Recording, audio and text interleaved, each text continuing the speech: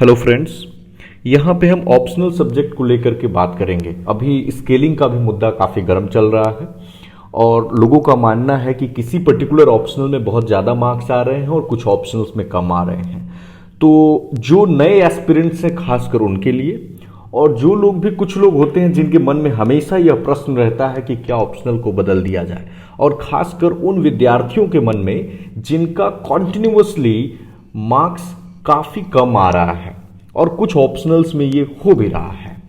तो क्या ये उसके लिए उनकी प्रिपरेशन कमज़ोर है या इसके लिए आयोग जिम्मेवार है?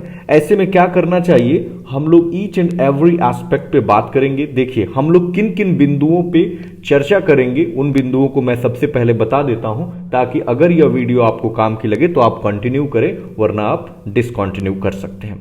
हमारा हेडिंग है कि ऑप्शनल का चयन कैसे करें। यहां हम कारक तत्व देखेंगे, फैक्टर्स।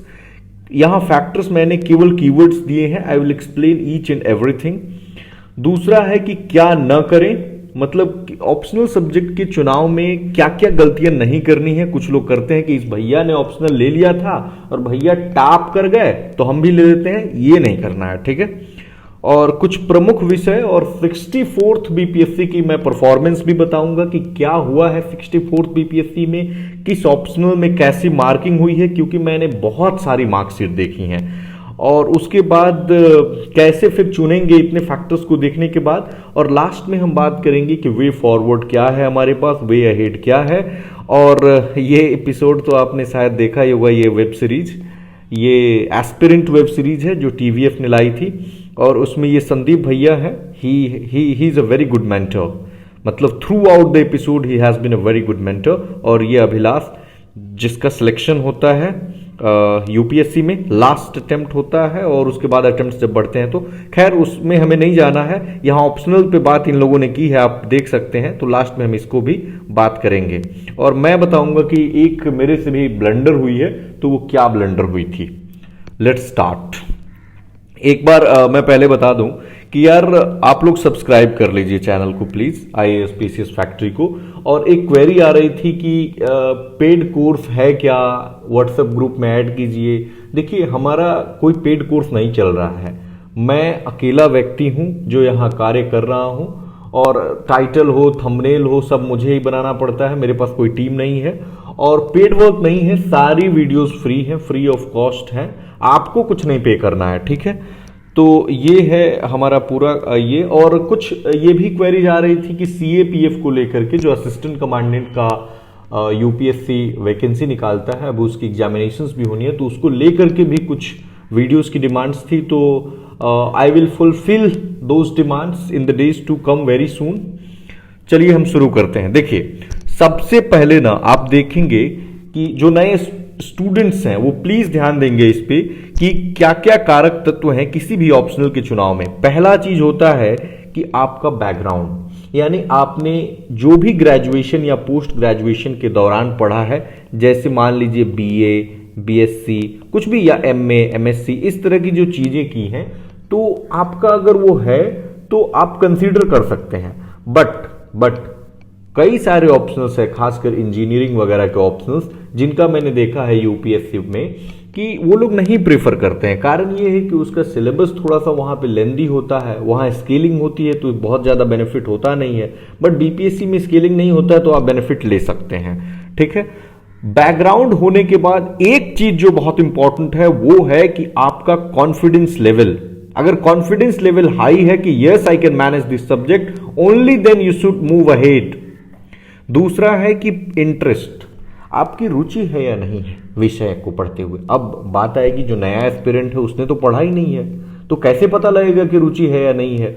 देखिए, इसके लिए आप ये कर सकते हैं कि एनसीईआरटी की किताब को लीजिए, फिर उसको पढ़ने के बाद पीछे के प्रश्न पत्र, पीछे जो प्रश्न दिए होते हैं उसको देखिए, यूपीएससी या बीपीएससी या यूपीपीसीएस की सिलेबस को देखिए, उनसे रिलेटेड जो करंट में घटनाक्रम होते हैं उनको देखिए।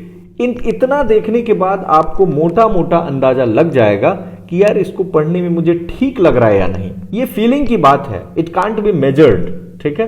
अगर आपको फील करके अच्छा लग रहा है कि यार मजा आ रहा है, आंसर में लिखने में मजा आ रहा है, देन नेक्स्ट है बुक्स और मटेरियल्स। कि बुक्स और मटेरियल्स की अवेलेबिलिटी है या नहीं है, इंक्लूडिंग द डिजिटल। आजकल आपको पता ही है कि पीडीएफ फॉर्म में सारी चीज़ें आपको घर बैठे बैठे मिल जाती है, या वीडियो के माध्यम से कई सारे प्लेटफॉर्म्स हैं जहां पे फ्री इनिशिएटिव भी चल रहे हैं, आप वहां से ले सकते हैं।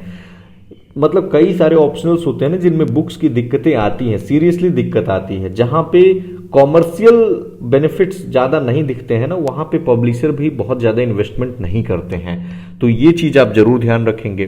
देन ध्यान देंगे कि मेंटोर या फिर टीचर उस सब्जेक्ट के है या नहीं। जैसे साइंस के सब्जेक्ट्स में आप जाएंगे ना, जैसे अगर आप दिल्ली जाते हैं तो वहाँ मुखर्जी नगर या राजेंद्र नगर का इलाका है, तो आपको अगर मैथमेटिक्स का या कुछ ऐसी कोचिंग खोजेंगे ना तो फिर बहुत कम इंस्टीट्यूट्स मिलते हैं, क्योंकि क्राउड ही कम है ना। तो अगर वही आप खोजेंगे पॉलिटिकल साइंस का, सोशियोलॉजी का, ज्योग्राफी का, हिस्ट्री का, आपको बहुत सारे teachers, books, materials, photostat shop पे भी मिल जाएंगी। नेक्स्ट है कि आपके विषय का जीएस में कितना ओवरलैप है, मतलब आपका विषय जीएस से कितना टकरा रहा है। जैसे मैं उदाहरण देता हूं कि अगर आप पॉलिटिकल साइंस से हैं तो और बीपीएससी लिख रहे हैं, तो उसमें आपने देखा होगा कि पेपर 1 में एक पोर्शन आता है जिसका नाम है current events of national and international importance. उसमें अधिकतर जो क्वेश्चंस होते हैं वो इंटरनेशनल इंपॉर्टेंस के हैं। तो अगर आप political science and international relation पढ़े हैं तो आप उन क्वेश्चंस को आसानी से कर सकते हैं। दूसरी चीज, अगर आप हिस्ट्री की स्टूडेंट या फिर दूसरा जो पेपर है जीएस2 का, उसमें जो फर्स्ट पार्ट होता है जिसमें 3 क्वेश्चन आपको अटेम्प्ट करने हैं वो इंडियन कॉन्स्टिट्यूशन होता है। तो अगेन पीएसआईआर के स्टूडेंट हैं तो कर सकते हैं। मान लीजिए आप इतिहास के विद्यार्थी हैं तो आपके लिए जीएस1 में जो पहला सेक्शन है जिसमें कि ये कला के बारे में, जैसे कि मौर्य कला या quit India movement, non cooperation movement, civil disobedience movement, अगर इनके बारे में बात की जा रही है तो आप आसानी से कर सकते हैं। ठीक इसी प्रकार ज्योग्राफी और इकोनॉमी का जीएस2 में रोल है, और यूपीएससी में देखेंगे तो पूरा जीएस2 पीएसआईआर है। जीएस3 में आपका इकोनॉमी दिखता है, साइंस एंड टेक है, डिजास्टर मैनेजमेंट है, इन्वायरमेंट है, ठीक है। जीएस1 में वहाँ पे कल्चर है, हिस्ट्री है, ज्योग्राफी है और सोसाइटी है, तो सोशियोलॉजी वाले वहाँ, मतलब आप एक तरह से पैमाना बैठाइए। मैं अंत में बताऊंगा कि किन फैक्टर्स को प्रायोरिटी दें, पहले आप समझ लीजिए। नेक्स्ट है प्रीवियस ईयर क्वेश्चन पेपर को जरूर देखिए। उसको देखने के बाद आपको कितनी सहजता महसूस हो रही है यह बहुत ही जरूरी है जानना। उसके बाद सिलेबस देखिए, जैसे कई सारे विषय होंगे जिनके सिलेबस आपको बिल्कुल ही हवा नहीं लग रहे होंगे। जैसे अगर आप मान लीजिए कि उर्दू साहित्य का आपने पढ़ाई नहीं की है, तो उर्दू आपको लैंग्वेज ही नहीं आती है, तो फिर आप कैसे पढ़ेंगे उसको। तो सिलेबस देखिए, आपको बहुत सारे ऑप्शंस को एलिमिनेट हो जाएंगे। नेक्स्ट है उस विषय की मार्किंग, यानी कि जिस आयोग की आप परीक्षा दे रहे हैं वहां पे स्केलिंग की जाती है या नहीं की जाती है, और नॉर्मली उस सब्जेक्ट्स में कितने हाईएस्ट और लोएस्ट मार्क्स दिए जाते हैं, एवरेज बच्चों के कितने परफॉर्मेंस होते हैं। अभी हम 64th बीपीएससी में क्या परफॉर्मेंस रही है बाद में इस पे भी डिस्कस करेंगे। देखिए यहाँ पे कुल 1 2 3 4 5 6 7 8 फैक्टर्स हमने मोटा मोटा गिनाया है। अगर इसमें से 3 से 4 फैक्टर्स भी, ध्यान दीजिए 3 से 4 फैक्टर्स भी अगर मैच कर जाते हैं कि हाँ 3 से 4, 3 भी होगा तो चलेगा, तो आप इस विषय को चुन सकते हैं। जैसे मान लीजिए कि एक बैकग्राउंड हो गया, पढ़ने में भी ठीक ठाक लग रहा है और मटेरियल अवेलेबल है, बस आप चूज कर सकते हैं, इतना काफी है। या फिर मान लीजिए कि जीएस में रोल है और आपका बैकग्राउंड है और इंटरेस्ट है। देखिए अगर पूछेंगे ना इसमें कि सर ये बताओ कि कौन सा फैक्टर है जिसको सबसे ज्यादा प्रायोरिटी दें, बैकग्राउंड या इंटरेस्ट। मान लीजिए कि बैकग्राउंड आपका हिस्ट्री का है और इंटरेस्ट ज्योग्राफी में है, तो मैं कहूंगा कि आपको इंटरेस्ट के साथ जाना चाहिए, क्योंकि बैकग्राउंड तो पास्ट है ना, वो तो खत्म हो चुका है। अभी आप जो करेंगे वही आउटपुट आपका ज्यादा इंपॉर्टेंट होगा, ठीक है। बाकी मटेरियल्स वगैरह तो आप खोज ही लेंगे, आज के समय में ये बहुत बड़ा फैक्टर नहीं होगा, ठीक है। मेंटोर या टीचर भी मुझे लगता है बहुत बड़े फैक्टर्स नहीं होंगे। बाकी ये इंटरेस्ट वाला जो फैक्टर है ना, इसको ज्यादा ध्यान में रखेंगे, और सब्जेक्ट की मार्किंग कैसी हो रही है इसको ध्यान में रखेंगे, ठीक है। नेक्स्ट है कि क्या न करें, ये बिल्कुल बहुत इंपॉर्टेंट क्वेश्चन है। देखिए कुछ लोग करते हैं ना कि भैया जी ने सब्जेक्ट लिया है तो हम भी ले लेते हैं। संदीप भैया यहाँ पे देखो, ये एपिसोड में यहाँ पे क्या लिखा हुआ है कि देखिए यहाँ पे कि सब संदीप भैया बोलते हैं कि सब्जेक्ट जो है ना गर्लफ्रेंड के जैसा होता है। जिस लड़की में आपका इंटरेस्ट नहीं है आप खुश ही नहीं रह पाओगे ना, ब्रेकअप हो जाएगा। लेकिन जिस लड़की में आप जितना इंटरेस्ट लोगे, जितना टाइम दोगे, उतना प्यार बढ़ेगा। अब देख सकते हैं, मतलब ये जस्ट एक एग्जाम्पल है, आप इसको इमोशनल होकर के नहीं सोचेंगे कि आपका अटैचमेंट इमोशन से लेकर के इसको जोड़ा गया है कि जब आपका अटैचमेंट ही नहीं रहेगा किसी सब्जेक्ट से तो कैरी फॉरवर्ड कैसे करोगे। और यहां भी लिखा है कि सही से पढ़े तो सब में मार्क्स आवेंगे। टॉपर्स समझते हैं, इसीलिए तो टॉपर्स हैं, वो इस बात को समझते हैं। ऐसा ना है कि तू पहला है, हुए हैं घणे जीनियस या बेवकूफ जिन्होंने लास्ट अटेम्प्ट में सब्जेक्ट चेंज करके इतिहास बनाया है। क्योंकि इस लड़के की ना प्रॉब्लम थी कि लास्ट अटेम्प्ट में सब्जेक्ट को चेंज करना था और इसी चीज को लेकर के कंफ्यूज है, इसलिए इन्होंने सजेशन दी है। तो ओवरऑल सजेशन यही है कि interest should be the predominant factor. आप चेंज कर सकते हैं लास्ट अटेम्प्ट में, but it's a very risky proposition. आपको ध्यान देना होगा इस चीज को। तो इमिटेट नहीं करना है भैया कि उनका मार्क्स आ गया तो हमारा भी आ गया। क्या पता उस भैया का बैकग्राउंड बहुत अच्छा हो या उस सब्जेक्ट में ही केवल उनकी पकड़ हो, दूसरी सब्जेक्ट में पकड़ ना हो। दूसरा है कि नो बैकवर्ड लुकिंग। अगर एक बार जो सब्जेक्ट डिसाइड कर लिया ना, उसको कर लिया, फिर पीछे मुड़ के नहीं देखना है, उसी में इंप्रूव करते रहना है, ठीक है। तीसरा है कि ये नहीं करना है कि यार मैं तो बीपीएससी को या यूपीएससी को गलत साबित करके रहूंगा या रहूंगी कि कैसे मार्क्स नहीं देंगे। अगर किसी सब्जेक्ट्स में आपको लग रहा है कि आप कंसिस्टेंटली पुअर परफॉर्म कर रहे हैं तो चेंज कर लीजिए, क्या दिक्कत है। ये उनके लिए सजेशन है जो लोग मान लो 4 अटेम्प्ट 5 अटेम्प्ट दे दिया और फिर भी स्कोर इंप्रूव नहीं हो रहे हैं ऑप्शनल में, तो क्या करोगे। अगर आपको लगता है कि फिर भी हाँ इंप्रूवमेंट के स्कोप है तो go for that improvement. But if you think that you have exhausted all your energy and there is no scope for further improvements, then you should go for changing the optional, right। Experiment नहीं करना है। मैंने एक गलती ये की है कि करंटली मैंने अभी PSIR के साथ, आपको पता है मैंने एग्जाम दिया था, बट एक बार मैंने ये ऑप्शनल चेंज किया था। I should not name here, but एक बार मैंने ऑप्शनल चेंज करके मेंस दिया और वो बहुत बड़ा ब्लंडर था मुझे लगता है। क्योंकि आप पढ़ने को तो पढ़ लेते हैं और बहुत कम टाइम में किया, मतलब 3-4 महीने में, आज चेंज किया और 4 महीने बाद मेंस है, इस तरह से। तो पढ़ने को तो पढ़ लेंगे आप उन 3-4 महीनों में, बट यकीन मानिए किसी भी ऑप्शनल सब्जेक्ट को तैयार करने में आपको समय लगेगा, ठीक है। उसमें समय लगेगा ही लगेगा। इतना जल्दी 2 महीना 3 महीना में आप नहीं कर सकते हैं। वो कोचिंग के बहकावे में ना आए ना कि कोचिंग में बोल दिया जाएगा कि 6 महीना में इन्होंने यूपीएससी क्रैक कर दी। ऐसा नहीं होता है, टू बी वेरी फ्रैंक। उसके बाद है कि सम सब्जेक्ट्स रिक्वायर बैकग्राउंड। जैसे इंजीनियरिंग का सब्जेक्ट अगर आप ले रहे हैं या मैथमेटिक्स वगैरह ले रहे हैं तो इनमें बैकग्राउंड की जरूरत है। बॉटनी वगैरह ले रहे हैं, ऐसे मत ले लीजिए कि मेडिकल साइंस चूज कर लिया कि डॉक्टर बनने का मन था, डॉक्टर बन नहीं पाए तो चलो मेडिकल साइंस ले लेते हैं, यूपीएससी होगा तो होगा, नहीं तो डॉक्टर तो बन ही जाएंगे। ऐसा नहीं करना है। सम सब्जेक्ट्स रिक्वायर टीचर्स, जैसे कि फिलॉसफी है, मैथमेटिक्स है। देखिए फिलॉसफी में ऐसा नहीं है कि टीचर्स की जरूरत ही है, बट कुछ कॉन्सेप्ट्स होते हैं यार, मतलब बहुत ही एब्स्ट्रैक्ट है, मेटाफिजिकल एब्स्ट्रैक्शन होते हैं उसमें, तो वहां पे आपको थोड़ा सा सब जरूरत पड़ सकती है क्योंकि डिबेट्स बहुत हैं। I think therefore I am. अब इस तरह की चीजों को समझने के लिए अगर कोई व्यक्ति जो इन चीजों से गुजरा हो वो है तो ज्यादा बेहतर है। चलिए हम देखते हैं कि प्रमुख विषय कौन कौन से हैं जिन्होंने 64th में अच्छा परफॉर्म किया है। असेंडिंग और डिसेंडिंग ऑर्डर में ना समझे, मैं एक एक सब्जेक्ट को बता रहा हूं। देखिए मैथमेटिक्स ने बूम किया है। 63rd में 185 मार्क्स हाईएस्ट थे आरटीआई के जवाब में, आपने देखा होगा। लेकिन इस बार मुझे लगता है कि यह 282 है। अभी तक तो मैंने जहां तक मार्कशीट देखी है तो 280 और 282 के आसपास मुझे मार्कशीट मिले हैं। 280 और 282 कर लीजिए, ठीक है। तो मैथमेटिक्स में और 1-2 लोगों की नहीं है, कई लोग हैं जिनके 250 प्लस हैं। मतलब अगर आप आईआईटीएन हैं, अच्छी जगह से इंजीनियरिंग करिए या मैथमेटिक्स ऑप्शनल से अगर आपने ग्रेजुएशन करा है तो आप इस ऑप्शनल के साथ जाइए, क्योंकि स्केलिंग यहाँ होती नहीं है। कब तक नहीं होगी मुझे नहीं पता, बट स्केलिंग अभी तो नहीं हो रही है। तो अगर आप मैथ्स के हैं, इंजीनियरिंग के हैं या किसी साइंस सब्जेक्ट से हैं, जैसे सिविल इंजीनियरिंग में भी 250 प्लस मार्क्स आए हुए हैं, तो अगर इंजीनियरिंग मैथ साइंस के हैं तो आप बीपीएससी में आप फायदा उठा सकते हैं अभी।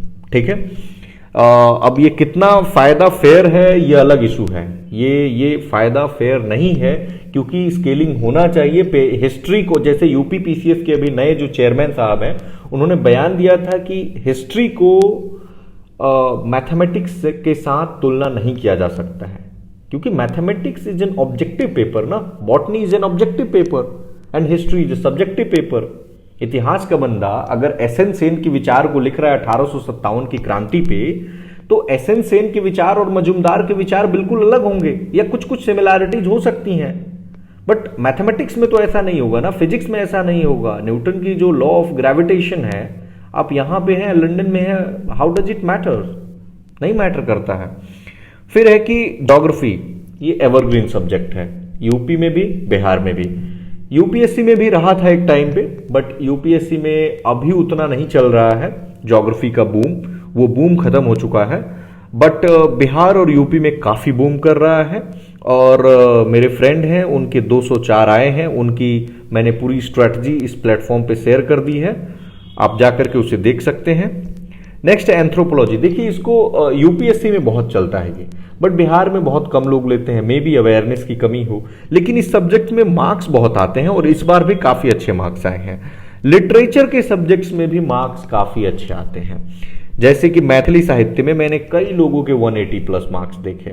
ठीक है, हिंदी है, संस्कृत है, इन ऑप्शंस में आते हैं। संस्कृत यूपी पीएससी में बहुत ज्यादा बूम करता है, 350-300 लोग मार्क्स लाए हैं 400 में, पता नहीं क्या लिखते हैं, बट 350-300 मार्क्स मिले हुए हैं। ठीक है, पीएसआईआर की हालत 63वीं में बहुत खराब थी, 161 was the highest marks, but इस बार अभी तक मैंने सुना है कि 193 मार्क्स तक मिले हैं। मेरे 175 मार्क्स आए हैं पीएसआईआर 64th में। ठीक है, मैंने मार्कशीट ऑलरेडी शेयर कर दी है, और पीएसआईआर की स्थिति में काफी सुधार है, और पीएसआईआर के लिए जैसे ही मुझे समय मिलता है, मैं ये डिसाइड नहीं कर पा रहा हूं कि कैसे शुरू करूं और कहां पे एंड करना है, क्या केवल स्ट्रैटेजी बतानी है, केवल आंसर राइटिंग बतानी है, या टॉपिक्स को कवर करनी है। फिर अगर केवल पीएसआईआर करते हैं तो मुझे पता नहीं कि यहाँ पे जुड़े हुए जो लोग हैं वो ऐसा ना हो कि वो मार्जिनलाइज्ड हो जाएं, तो ये थोड़ा सा कंफ्यूजन मेरे माइंड में रहता है। नेक्स्ट है सोशियोलॉजी। सोशियोलॉजी का भी पीएसआईआर की तरह ही मार्किंग हुआ है, 175-80 के रेंज में इनकी भी मार्किंग है। ये चारों को मैंने एक कैटेगरी में रखा है। एलएसडब्ल्यू का भी ठीक है और हिस्ट्री का भी ठीक है। एलएसडब्ल्यू को 2-3 वर्षों से काफी बुरी परफॉर्मेंस थी एलएसडब्ल्यू की, बट इस बार कंपैरेटिवली ठीक है। ठीक है, और इतिहास में भी मार्क्स 63वीं में तो रैंक 1 ही थे 223 मार्क्स के साथ, बट इस बार भी 192 तक तो मैंने देखे हैं। हो सकता है इससे ज्यादा भी होगा, और होना भी चाहिए, क्योंकि हिस्ट्री से बहुत सारे लोग अपीयर होते हैं अगर पीएसआईआर की तुलना में देखेंगे तो। अब देखिए ये अब करना क्या चाहिए, तो मैंने लिखा है go with elimination round to eliminate the least preferred optionals first. जैसे जितने भी ऑप्शनल हैं, आप ऐसे मत चुनिए कि मैं इसको चुन लेता हूं, आप ऐसे जाइए, जितने ऑप्शनल्स है सबको लिख लीजिए, सबके प्रोज एंड कॉन्स लिखिए, और फिर उसके बाद जाइए कि देखो इसमें तो मैं कर ही नहीं सकता। जैसे मान लो एकदम लीस्ट प्रेफर्ड आपके लिए क्या होगा, जैसे मान लो आपको उर्दू भाषा आती ही नहीं है, तो आप उर्दू को हटाओ पहले। ठीक है, या मैथिली भाषा आती ही नहीं है और ना ही आप सीखना चाहते हो। अगर सीखना चाहते हो तो वेरी गुड, मैथिली में आप बहुत अच्छा कर सकते हैं, तो क्योंकि उर्दू इतना आसान नहीं है सीखना, मैथिली आप फिर भी सीख सकते हैं। ठीक है, तो इस तरह से आप चुनते जाइए, और अंत में जो 3-4 ऑप्शंस बचेंगे ऊपर जो मैंने क्राइटेरिया बताई हैं उसको अप्लाई करके आप ये कर सकते हैं। वे अहेड में यही है कि देखिए आप अपने प्रिपरेशन पे ध्यान दीजिए। अगर आपका अपना प्रिपरेशन ठीक होगा ना, यही बात जो संदीप भैया ने बोला था, तो आप अच्छा कर सकते हैं। दूसरा, आप अपना कॉम्पिटिटर खुद बनिए, आपको दूसरों से कंपटीशन नहीं करना है। आप कल जो जानते थे और आज जो जानते हैं, कल जैसा उत्तर लिखते थे और आज जैसा उत्तर लिखते हैं, उसमें क्या डिफरेंस है, यही मैटर करेगा। इंटरेस्ट जगाइए, अगर इंटरेस्ट ना है तो उसे जगाइए। कई लोगों को आर्ट एंड कल्चर में इंटरेस्ट नहीं होता है, लेकिन अगर आप एक बार इंटरेस्टेड हो गए ना तो बहुत मजा आता है। और फिर है कि डेली प्रैक्टिस कीजिए। यही इतना देखिए, लोग क्या करते हैं ना, इतनी सुन लेंगे फिर पूछेंगे और क्या करें, और क्या करें। नहीं भाई, पहले आप इतना कीजिए ना, इतना कर लेंगे आपका सिलेक्शन हो जाएगा, इतने से अच्छे मार्क्स आप गेन कर सकते हैं। ठीक है, तो इतनी ही सारी बातें थी। और लास्ट में मैं फिर से बोलता हूं कि आप शेयर कीजिए प्लीज इस वीडियो को, और इस चैनल को शेयर कीजिए, जो भी लिंक्स वगैरह हैं, ताकि उन स्टूडेंट्स से खासकर शेयर कीजिए जो गांव वगैरह में रहते हैं या छोटे शहरों में रहते हैं, क्योंकि जो दिल्ली में रहते हैं उनके पास तो गाइडेंस का कोई अभाव है नहीं मुझे लगता है, तो वो लोग मैनेज कर सकते हैं। ठीक है, थैंक यू वेरी मच।